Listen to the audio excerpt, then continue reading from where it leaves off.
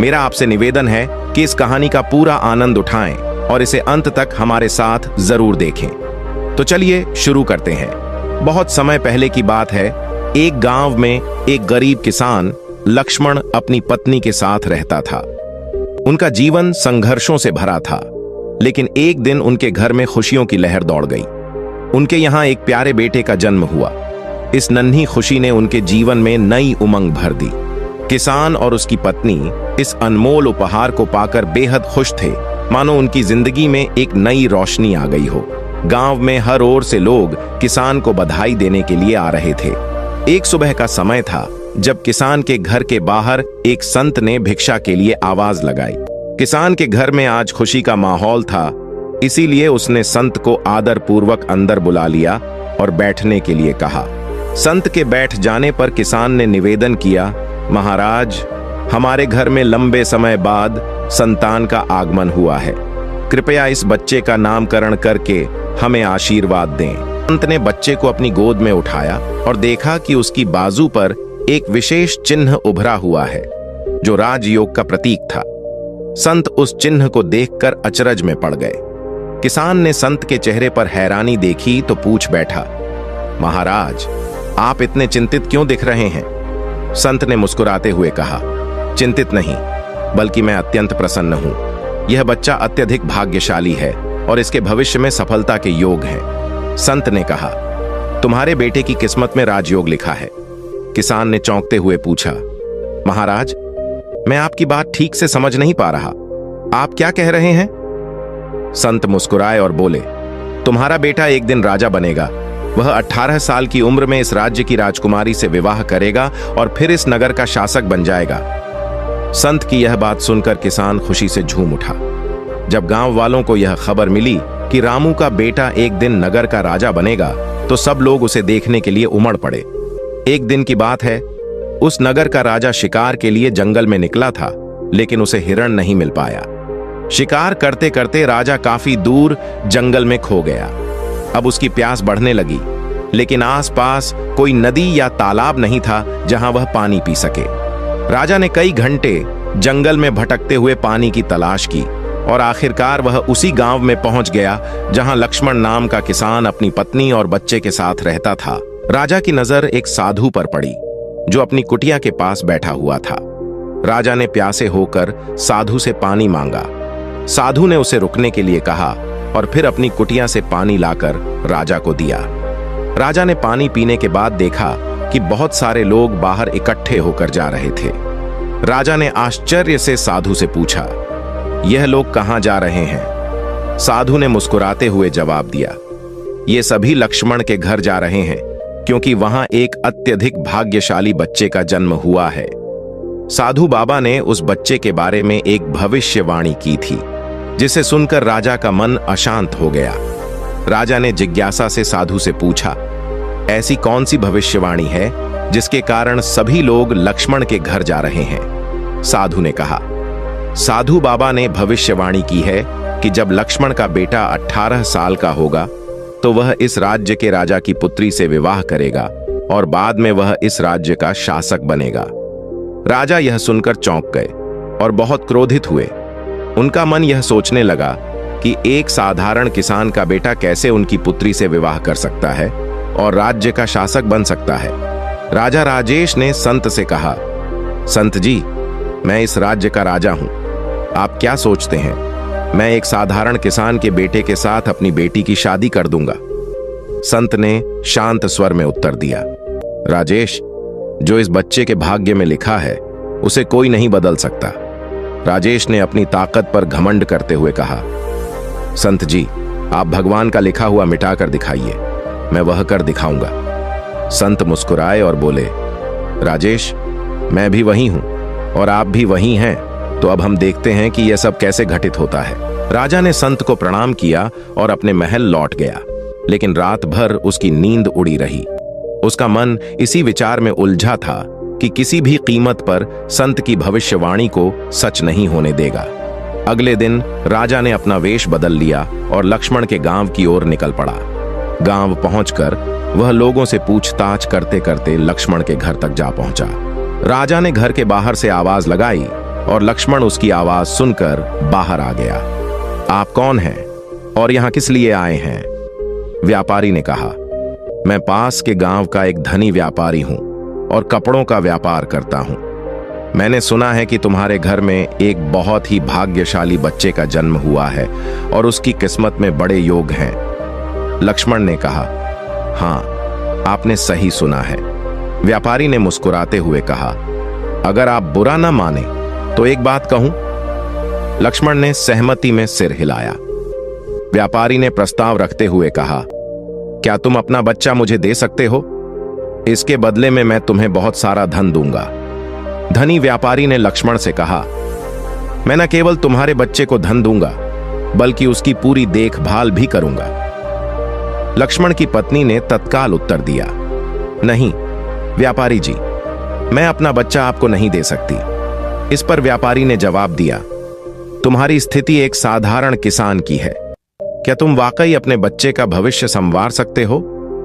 लक्ष्मण ने गहरी सोच में पड़ते हुए कहा, शायद आप सही कह रहे हैं, हम इसके लिए सक्षम नहीं हैं। लक्ष्मण की बात सुनकर उसकी पत्नी ने भी सहमति जताते हुए कहा, ठीक है व्यापारी जी, हम आपके भरोसे अपना बच्चा सौंपने के लिए तैयार हैं। धनी व्यापारी ने लक्ष्मण से वादा करते हुए कहा, मैं इस बच्चे का पालन पोषण करूंगा, लेकिन जब यह 18 साल का हो जाएगा तब इसे तुम्हारे पास लौटा दूंगा। लक्ष्मण ने संतोष से सहमति में सिर हिलाया और व्यापारी ने बच्चे को अपने साथ ले लिया। व्यापारी बच्चे को लेकर एक गहरी नदी के किनारे पहुंचा। उसने सोचा कि वह इस बच्चे को नदी में छोड़ देगा ताकि उसकी कहानी वहीं समाप्त हो जाए। लेकिन जैसे ही उसने बच्चे का मासूम चेहरा देखा, उसका मन विचलित हो उठा और उसे बच्चे को छोड़ने का साहस नहीं हुआ। काफी सोच विचार के बाद व्यापारी ने एक मजबूत लकड़ी का बक्सा लिया और बच्चे को उसमें रखकर उसे नदी में बहा दिया। व्यापारी ने सोचा कि यह बक्सा नदी के गहरे पानी में जाकर डूब जाएगा और बच्चा वहीं खत्म हो जाएगा।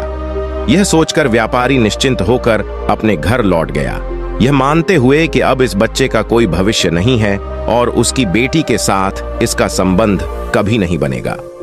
उधर वह बक्सा नदी के बहाव में बहते बहते किनारे पर आ पहुंचा। नदी के किनारे पर एक संपन्न व्यापारी सूर्य को जल अर्पित कर रहा था। तभी उसकी नजर बहकर आए एक संदूक पर पड़ी। जिज्ञासा में आकर उसने संदूक खोला और उसमें एक मासूम बच्चे को देखकर आश्चर्यचकित रह गया। संयोगवश उस व्यापारी के खुद के कोई संतान नहीं थी। व्यापारी बच्चे को अपने घर ले गया, जहां उसकी पत्नी ने बच्चे को देखकर खुशी जताई। उसने अपने पति से पूछा कि यह बच्चा कहां से आया है। व्यापारी ने उसे बताया कि कैसे यह बच्चा नदी में बहता हुआ मिला। दोनों ने बच्चे को अपनी संतान मानकर स्वीकार कर लिया और भगवान को धन्यवाद दिया। अब वह बच्चा व्यापारी के घर में पलने लगा और व्यापारी ने उसका नाम विजय रखा। समय बीतता गया और धीरे धीरे 18 साल बीत गए। विजय एक अत्यंत समझदार और बुद्धिमान युवक बन चुका था। एक दिन जब विजय अपने शिक्षक से शिक्षा प्राप्त कर रहा था, शिक्षक ने उससे कुछ कठिन प्रश्न पूछे। विजय ने तुरंत ही उनका सही उत्तर दे दिया। यह देख शिक्षक ने विजय की प्रशंसा करते हुए कहा, तुम अत्यंत होनहार हो विजय, तुम्हारे भीतर महान बनने की पूरी क्षमता है। विजय की बुद्धिमत्ता देखकर शिक्षक बहुत प्रसन्न हुआ। उसी समय वहां से वही राजा गुजर रहा था जो किसी दूसरे राज्य के कार्य से जा रहा था। राजा ने विजय को देखा और उसकी बुद्धिमत्ता से प्रभावित होकर वहीं रुक गया। उसने विजय से पूछा, बेटा तुम कौन हो, कहां रहते हो और तुम्हारे पिता का नाम क्या है? विजय ने विनम्रता से कहा, महाराज मैं सेठ धनराज का पुत्र हूं। यह सुनकर राजा वहां से चला गया। अपने कार्यों को निपटाने के बाद राजा जब वापस आया तो वह सीधे सेठ धनराज के घर पहुंचा और उनसे मिलने के लिए कहा। व्यापारी धनराज ने राजा से विनम्रता से कहा, महाराज मेरा बेटा बेहद समझदार और बुद्धिमान है, लेकिन सच कहूं तो वह मेरा अपना खून नहीं है। मैंने उसे केवल पाला है, लेकिन वह मेरे लिए बेटे से भी बढ़कर है। राजा ने आश्चर्य से पूछा, तो यह लड़का आपका असली पुत्र नहीं है? फिर यह आपको कहां से मिला? इस पर धनराज ने पूरी कहानी सुनाई कि कैसे उसे एक दिन नदी में बहते संदूक में यह बच्चा मिला था और कैसे उन्होंने उसे अपने पुत्र की तरह पाला है। जब राजा ने व्यापारी धनराज की बात सुनी तो वह चौंक उठा। राजा समझ गया था कि यह वही बच्चा है जिसे उसने 18 साल पहले नदी में बहा दिया था। राजा और धनराज अब भी बातचीत कर ही रहे थे कि उसी समय वह लड़का वहां आ गया। राजा ने उसे देखा और धनराज से कहा, व्यापारी जी, मुझे एक आवश्यक कार्य से जाना है। यदि आप अपने बेटे के हाथों मेरी यह चिट्ठी महारानी तक भिजवा देंगे तो मैं उसे सोने की 50 मोहरें इनाम में दूंगा। लड़के ने राजा की बात सुनकर कहा, जी महाराज, मैं आपकी चिट्ठी अवश्य ही रानी तक पहुंचा दूंगा। राजा ने चुपचाप चिट्ठी में एक गुप्त संदेश लिखा, उस पर अपनी मुहर लगाई और उसे लड़के को सौंपते हुए कहा, बेटा, यह चिट्ठी रानी तक सही सलामत पहुंचा देना। लड़के ने चिट्ठी ली और अपनी यात्रा पर निकल पड़ा। रास्ते में चलते चलते वह एक घने जंगल में पहुंच गया, जहां अंधेरा हो गया और वह दिशा भटक गया।